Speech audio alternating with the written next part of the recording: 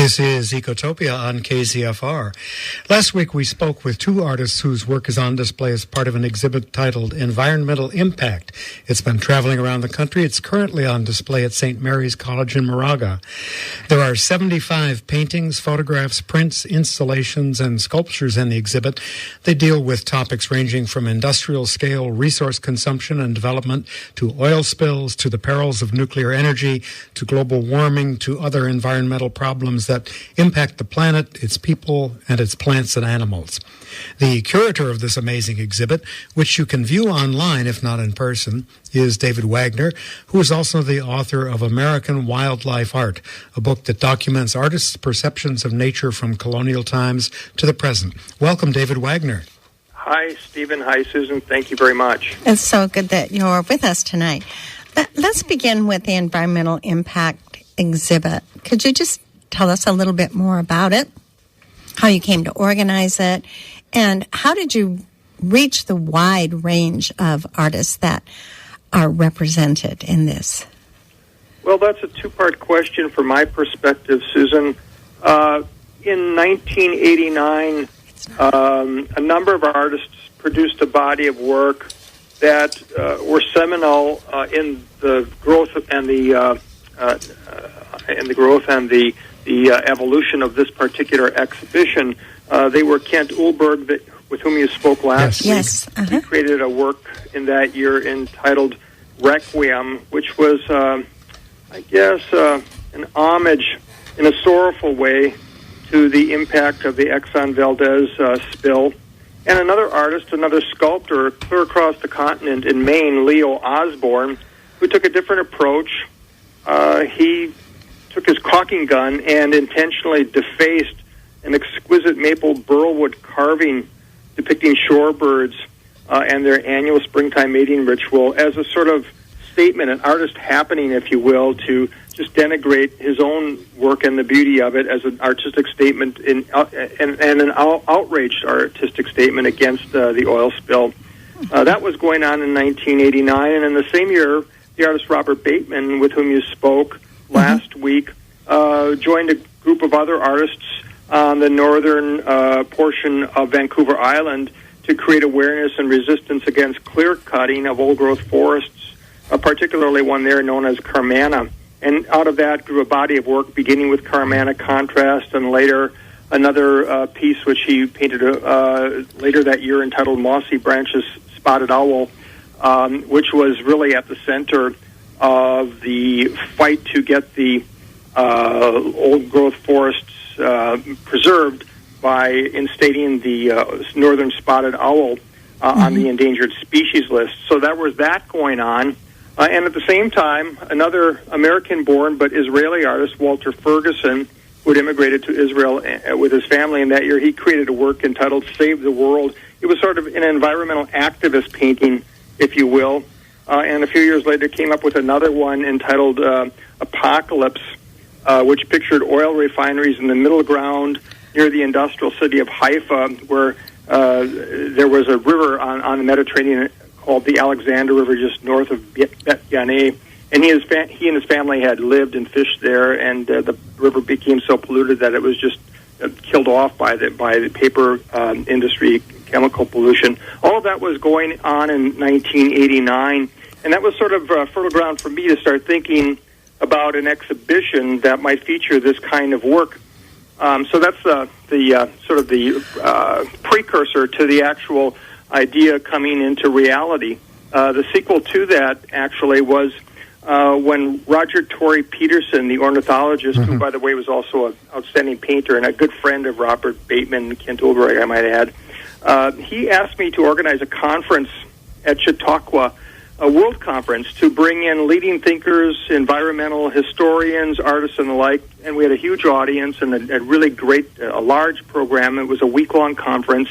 And one of our speakers was Rod Nash, the environmental historian who taught at UC Santa Barbara and wrote the very important book Wilderness in the American Mind. He actually wrote his PhD dissertation and studied here at the University of Wisconsin, where I am in Wisconsin presently. And Rod was one of our speakers, and at that conference, he he made a statement at the end of his at the end of his keynote address, and he said, let's see if I can find it here. I pulled out the book before we documented the conference as a book and publication. And here's what he said. He said, "I would like to encourage ideas about new directions for artists in the audience. I would like to encourage a tendency away from glamour species and toward more humble members of the ecosystems. Where is the artist of the beetles, of the 5,000 a day that are disappearing from tropical rainforests? I think too much of what creates a myth of the noble animal in a sort of perfect habitat is comparable to the myth of the noble savage. Do they really exist?" And so when Rod Nash came out and challenged the artists with that kind of thinking and that kind of statement, that really gave a sense of purpose to my work as an author and a curator, and gave me a focal point on which to focus. And for years thereafter, I struggled with the idea, and finally, in about 2005 or so, I began to put the idea into more pragmatic form and began to develop this exhibition. So that's a long-winded way of explaining how long it took to shape the idea and really get it launched as an exhibition. You sort of already said this, but I guess I want to hear a little bit more explicitly. So you came from this from the art perspective rather than the environmental perspective, and then those sort of united in your desire to do this particular event? Well, kind of. Or this particular exhibit? Yeah, I had been working a large portion of my career as a museum curator and a museum director up to that point was dedicated to a sort of genre of art known as wildlife art. Okay. Beautiful paintings of the world of wildlife. And I had seen within and recognized early on that, as Rod Nash said, so much of it was just pristine and beautiful and not really like the world really was. And so I was looking at the work from the perspective of a curator, wanting to see if there was a body of work, other artists, a group of artists with a common sensibility that that their work had more impact, more of a punch to it, to not show wildlife merely as pretty glamour species, a mallard on a golden pond, or a deer in the forest and in the autumn, that kind of thing. This was, I was looking for something more. And this group of artists that I mentioned, the sculptors Kent Ulberg and Leo Osborne, and the painters Robert Bateman and Walter Ferguson, who came out with this work at the same time in 1989, really gave, really shaped my thinking and gave me something to hang on to. That's how the exhibition began, as sort of an idea. But as I was to learn in my own research, my view was fairly limited, and I just didn't realize at the time how much more incredible work was out there beyond just these four artists. So once I really was able to formalize this into a concept for the exhibition and then sell the ideas to some museums in the nation who would host the exhibition, that's when I really myself engaged in some research and study and pursuit of additional work. And I found a lot of additional work, as you mentioned in your opening statement, which is in the exhibition. This is a bit of an aside, David Wagner, but how did you become a curator? I think you said in our correspondence that you went to the University of Minnesota. You had an English department chair as your thesis chair. What was the route that got you into curating?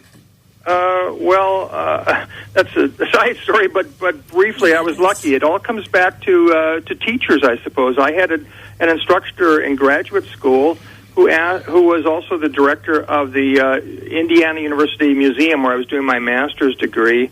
And he asked me, he said, "I like your work as a student. You're doing good work. Would you like to be a graduate assistant at the museum and work with one of our curators under his wing and learn the ropes?" And I jumped at the chance because it helped with tuition, but it also gave me an entree to a possible career. And who would know that would lead directly to my hire after grad school as a employee in a museum, and then going on to become a museum director, and then becoming president of a company that produces traveling exhibitions, which is what I do these days. So it all comes back to a teacher who was good to me, who saw something in me apparently, and who gave me a chance. It was that opportunity that really opened the door for me. That's really how I began, Stephen. So I want to come back to this idea of the kind of marrying of art and activism. Do you see this as an avenue? I know that one of the goals is to heighten public awareness, but do you see this as an avenue to change people's behavior, this sort of exhibit? And would you characterize yourself as an activist in terms of your relationship to art and what you want art to do in the world? Well, I hadn't pursued the exhibition from that perspective. Really what I wanted to accomplish was to showcase, first of all, to discover work by artists who are out there that were producing imagery that was impactful and had a punch to it, that was sort of in your face and aggressively taking an aggressive stance against abuse of the environment. And for me to embody that into an exhibition and to recognize their achievements and to showcase it for the world to see. I had not seen an exhibition quite like that anywhere before. Perhaps there had been one, I don't know, but I hadn't seen one. And as I pursued this way of thinking, I discovered more and more art. I hadn't viewed the exhibition in its initial concept as something that would overtly be an activist sort of activity or statement, if you will. But on the other hand, when you come into the exhibition, you can't help but be moved by the themes and the beauty and the horror that you see depicted in the works by these artists. So I guess, viewers may come to the exhibition with an expectation. They may leave with some ideas shaped and formulated in their minds as a result of the experience, and that's all part of the artistic process, I suppose. We talked a little bit with Robert and Kent last week about their art and how the vision shapes it. You obviously have a similar vision. How did you go about finding people? Well, you said you met Robert at the Chautauqua, but how long did it take you to track down these folks? And then I'm just curious about how a curator works in terms of acquiring these works of art, getting them into it must be a truck that goes from place to place. Some of the nuts and bolts, please. Something like that. So I had a core. I had in my mind a core of art and artists. And there were a number of others in addition to those that I mentioned with whom I had previously worked. There was an artist that I worked with in the world of studio glass. His name was Michael Mick Milan. And his theme is to produce glass along with bronze, dealing with the theme of genetically modified corn. He's a farmer as well as a sculptor, and he's passionate about this theme and what genetically modified organisms mean to the planet and to our food and to our health and so on and so forth. So his art deals with this theme, and I had known him before, so he was on my early list of artists that I wanted to include. And there were a number of others like that I did include. There was an artist from upstate New York, Cole Johnson, whose work I included, and any number of others. But as I studied and reached out, I networked and did as much research as I could. I discovered all sorts of new artists. For example, a colleague of mine, the director of the Art Museum here in Milwaukee, who had formerly been the director of the San Jose Art Museum, whose name is Dan Keegan, suggested in discussing the exhibition with him over coffee one day, because he'd been in the Bay Area. I said, many California artists that whose work might be interesting and that I might consider for this exhibition. And he said, well, look, have you checked out a gallery in San Francisco named Catherine Clark Gallery? And I said, I hadn't. He said, well, you ought to check it out. They have some incredible artists there. So I checked it out, and Dan Keegan had worked with Catherine Clark and some of the artists. And I discovered artists like Chester Arnold from Sonoma, whose work is just amazing, or Scott Green from New Mexico, or Julie Heffernan from Brooklyn, who they take their work in an entirely new direction, sometimes kind of metaphysical, above and beyond what might be literal interpretations or stances against problems with the environment and abuse of the environment. But there was this whole body of work that I discovered in networking in that sense. And then I thought to myself, as I did research, I kept seeing images by photographers. And the more I looked, the more photography I saw. And I just didn't realize the breadth to which photographers, more so than painters and sculptors, I think, had really covered the plight of the planet in terms of the abuses that have been sort of impelled against it. So I discovered artists like Peter Goen from Reno, Nevada. He's a former colleague of ours. Pardon me? He's a former colleague of ours at the University of Nevada. Really? Yeah. Well, he spoke just 2 weeks ago, and nice. Gave just an elegant presentation. But there were so many others: Edward Bertinsky from Canada, Robert Dawson from San Francisco, Marty Stupich from Albuquerque, and Richard Misrach. I think he's from Berkeley, if I'm not mistaken. But those artists, I hadn't really thought of including their work in the show. But the more I studied and discovered what they had done, I couldn't ignore them there. I had to get their work, and I hunted work down and was able to get work and to include it in the exhibition. And the stories like that go on and on and on, because it's a fairly large exhibition, and once you identify work and you identify artists, then of course then the next question is how do you get the work, and you have to ask them if you may borrow work for a 3-year coast-to-coast tour, which is a formidable challenge in and of itself as well. We wanted to ask you a little bit about your book, American Wildlife Art. Clearly has the same concerns, and this traces artists' perceptions from colonial times to the present. Could you tell us a little bit about the evolution of that project, and particularly how you saw artists' perceptions changing over time? Well, sure. I mean, it's the change is amazing, actually. I mean, when the first artists came here, John White, who people may know as the governor of the ill-fated lost colony of Roanoke, was also an incredible painter, and he documented the first voyages to the New World, and his watercolor drawings, which were amazing, were brought back to Europe and published, and they were the very first images upon publication that Europeans saw of the flora and fauna and the native peoples who populated this continent. So from that point forward, until I would say, and this was in about, I don't know, maybe 1590s or so, and that point forward until the Golden Spike connected the Transcontinental Railroad in 1869. The idea of manifest destiny and the idea that there was a horizon that was never ending, that you could simply keep going west, and that resources were infinite. That idea was really ended in 1869 when the Transcontinental Railroad was connected, and after that point, artists also began to look at the world differently.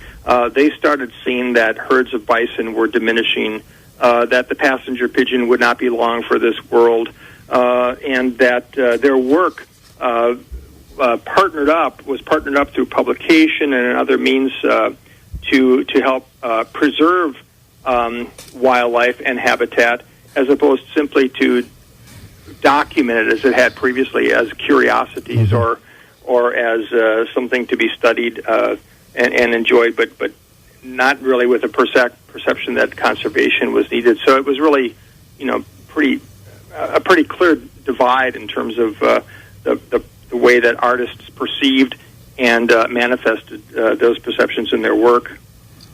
Does that make sense? Yes. Absolutely. And we're going to interview a writer in a couple of weeks who's done a cultural history of abundance in America. He's going to be talking about some of the similar concepts, how the whole notion of abundance developed in the first place and how we're gradually becoming disabused of that notion. We recognize that nature isn't for free anymore. There's a bill to be paid. Mm-hmm. How are your own perceptions of art and artists evolving? Do you have another project in mind at this point, or are you just obviously? I do actually. Environmental Impact will have a sequel in 2020. I just signed a contract. My company did with a museum in Asheville, North Carolina, where we'll do a sequel to it, and we've already begun thinking about what we're going to include in that exhibition. Also, I'm working with one of the artists who's Japanese-American in the exhibition. I don't know if you had a chance to see the show yet. I hope you do if you haven't. Her name is Sayaka Kajita Gans, and she takes plastics that she found objects, and assembles them into interesting installations. And they're really amazing sculptures. And her work has been among the most popular in the exhibition. So we offered her work as a one-woman show, and a number of museums across the country have said they'd like to host it. So that's a project that I'm happy to say is a spin-off from this exhibition, and really has taken hold and will become a reality. Is there any potential for a book project coming out of the exhibit? Well, there's that potential, but books are so difficult to be economically viable. Expensive, yeah. I mean, it's just really hard. So I think we've put our resources into a presence online, and we've had a lot of comment, a lot of discourse, a lot of statements by artists and others, and it's been amazing the sheer quantity of the printed word in response to this exhibition, which has appeared online. It's been rewarding and thought-provoking, and doesn't seem to end. So we've been extremely pleased about that. We especially want to mention the Millennium Alliance for Humanity and the Biosphere, MAHB, M-A-H-B. We've a couple times interviewed Paul Ehrlich, who's one of the founders of that project, and good deal of writing almost every week now for the past month. There's been an essay or an article, including yours, about the exhibit. So that's a good place for people to go to read about it. You can also, we have not made it to St. Mary's, but listeners, you can go to davidjwagnerllc.com and look at the exhibit itself. We'll post all of those links and several others on our website, ecotopiakzfr.com, so people can have a look, even if they can't make the trip directly to see the exhibit. Where else will you be traveling before the exhibit has completed its tour? Well, actually, St. Mary's College in Moraga is the last venue. It's the 11th venue. The exhibition began at the Canton Art Museum in Ohio, then traveled to the Norton Art Gallery in Louisiana. It made its way to Brook Green on the East Coast in South Carolina, and then traveled to the West Coast. And this is the grand finale. So if anyone's going to see it in your listening audience, now would be the time to do it. It's going to be on display through May 1. That's great. And I'm told that a number of faculty have developed curriculum for the students at St. Mary's, sure. tied specifically into the themes of the exhibition. That's great. Our guest has been David Wagner. He is the curator of Environmental Impact, and as he said, it's on display at St. Mary's until May, and it sounds like we need to get there. And again, listeners, will be posting links to the exhibit as well as David's book on our website. You'll also find a link to the recording of tonight's program in case you missed it. Our interviews last week with Robert Bateman and Ken Ulberg. Thank you so much, David, for being with us on Ecotopia. Really interesting to talk to you. Thank you. It's been my pleasure. Thank you, too. Uh-huh. Your friends are